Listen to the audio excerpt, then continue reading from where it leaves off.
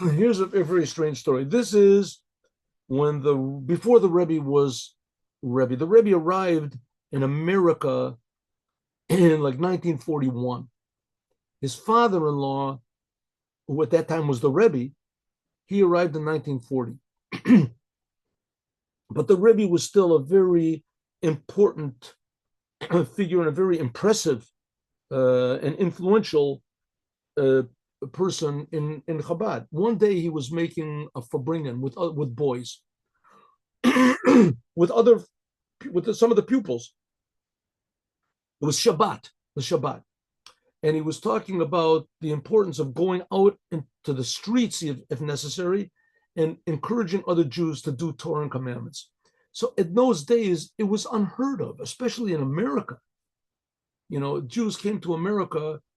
They came from the old country. The Jews that came from Russia, etc. The Jews that came there were they were insulated. They wanted to be as insulated as possible. And not only that, most of the Jews that came there, they wanted to, be as, how do you say, as unnoticed as possible, to blend in, just to live your life, and then there won't be any more anti-Semitism, and they will just leave us alone. We'll be accepted, and that's it. So the Rebbe said that's not good.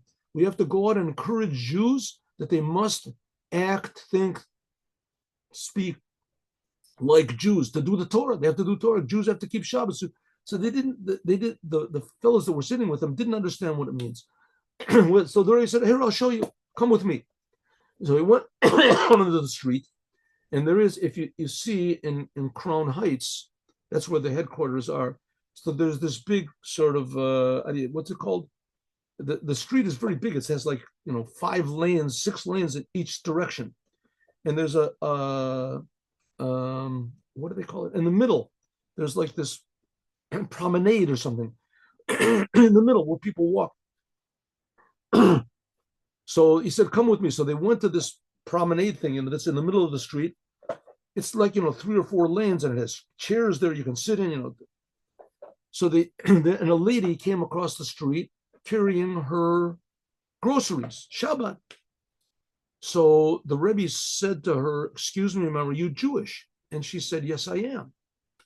So he said, it's Shabbat today, and it's not really permissible to carry things on Shabbat. So the Rebbe was so pleasant about it that the lady said, yes, I know that, but these are my groceries, and it's the only day that I can carry them. So the Rebbe said, listen, if you leave your groceries here, I'll tell these boys to watch them until Shabbat is over. You come back after Shabbat, see that big building over there? You go into the building and to the front desk and ask them to give you the groceries back. So she said, no, I don't want to trouble you. I don't want to trouble you. She didn't have any doubts that the Rebbe was serious and that they didn't want to steal her groceries and that the groceries would be safe. I don't want to. And the Rebbe said, no, I promise. The Rebbe said, maybe you need a blessing for something. She said, yes, I do, Rabbi. Yes, I do. I need a blessing. I have a son that he's in the I think in the war. The war was going on, World War II. He's in the war, and I'm very worried about will he come back or not. I'm very worried. Will you give him a blessing? And the Rebbe says, certainly I will. If a Jew keeps Shabbat, it brings blessing to the whole world.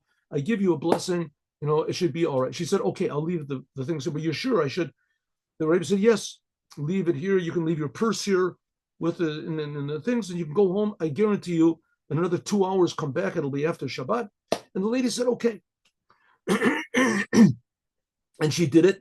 She walked home. It was very impressive to the boys. First of all, it was impressive. You can go up to a person that you don't even know on the streets, and you could talk about Torah and mitzvahs. And here the lady had her groceries. She could lose the whole thing. But she left. Amazing.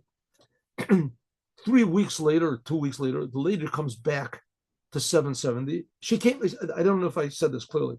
She came back after Shabbat. She got her groceries and said, thank you very much. And that's it. 3 weeks later, she came back and she went to the office and she said, can you tell me who was that young man that that nice young man that told me to leave my groceries, and said, well, how did he look? He looked like this. And said, well, that was the Rebbe's son-in-law. Said, oh, such a wonderful thing. I want, if you could please call him, I would like to talk to him. I think they called the Rebbe. And the Rebbe, yes, said, I want you to read this letter that I received from my son yesterday. My son. And he writes me a letter. And he says, in those days, they didn't have faxes, they didn't have anything. And he writes a letter. And the letter says, Mom, you don't know what amazing miracle happened to me. He said it happened that the letters took, what it was, a week or something, maybe from the army, it was fast mail or something. He said that it was two Shabbos ago, and we were in a foxhole all of a sudden. And suddenly the enemy started shooting at us. And the bullets were whizzing over our heads, and they shot. And after they shot, all of a sudden they shot at us for a half an hour, and suddenly our forces found out about it, and they killed all the enemy. But it was just a miracle. The bullets were just whizzing over our heads, fractions of an inch, and nobody got hurt. No one got hurt.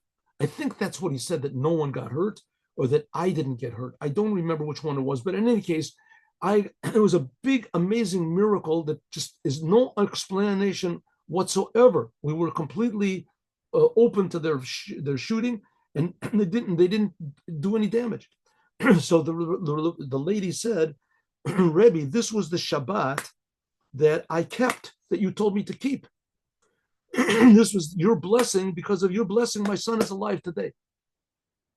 And I think that the end of the story is that the son decided he was going to put on tefillin. He came back home and he put on tefillin. This I'm not sure of. But for sure we see that three things. Number one, the Rebbe went out and did a thing which nobody did.